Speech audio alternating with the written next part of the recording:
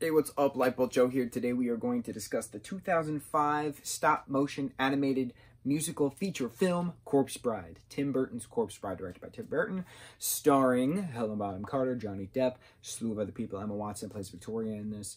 So you have Victor, Victoria, and Emily, and Lord Barkis. He's the villain. Victor has an arranged marriage with his character Victoria, so that way their families can stay wealthy, but secretly both families don't have money, so it's kind of a moot point to have them, you know, mutually get together.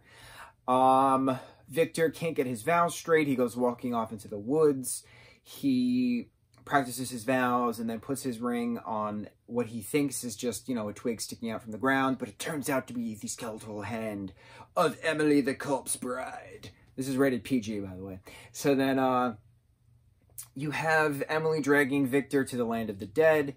They live in color, and the world of the living is very muted colors, very gray, very somber, very melancholy. A Tim Burton film, if you will.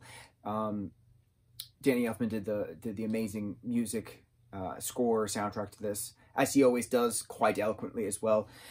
You can tell that this is an 2005 movie just because you also had Charlie and the Chocolate Factory, which is a Tim Burton, Danny Elfman film. So a lot of the same like sounds and like musical chords you hear in both films, so it's pretty entertaining, especially the choir musics, the that kind of stuff. Little notes to reference. So the goal is Victor wants to get back to the land of the living to actually marry Victoria, but then Emily finds out and she brings him back to the land of the dead, and it turns out Lord Barkis is trying to marry Emily this entire time, not Emily, Victoria this entire time, and then like eventually Victoria gets married to Lord Barkis against her will, and then Victor says, you know what, I will join the land of the dead to marry Emily, but they have to go to the land of the living in order to do that.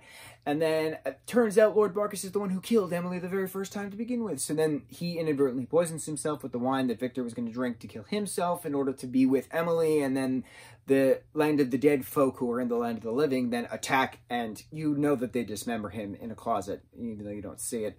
But, and then all is right because Emily becomes at peace and becomes one of the moon butterflies, and Victor and Victoria get to be married and live happily ever after. There's your, what, 77 minute long summary of this movie. I didn't like this in 2005 when it first came out. I saw it with my mom, my brother, and a friend of ours. I didn't like it. I was comparing it to Nightmare Before Christmas, which is a Danny Elfman, Tim Burton film, right? Henry Selick obviously directed it, but it was still pitched as Tim Burton's Nightmare Before Christmas. And there's no contest between the two of them. But now that I'm older, this is a great movie. And I know the songs, and I know the musical compositions, and I know the art piece of it. So it's a very beautiful art film.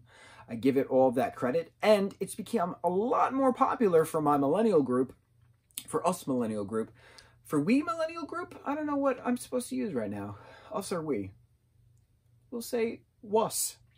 That's a good, or ooey. That's a good mix of the two.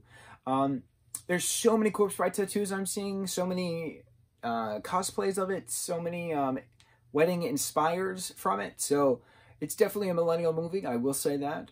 I don't hate it. I still don't love it, but I really like it. I give it that. I really like it. Yeah. Corpse Bride. 2005 musical film that it is. Go watch it if you have not. It is based off of like a Eastern European tale. It's not called Corpse Bride, but it's something along those lines. Yeah, I don't remember. I used to know. It's gone. Memory is gone. That's all I got for today. Mucho mahalo.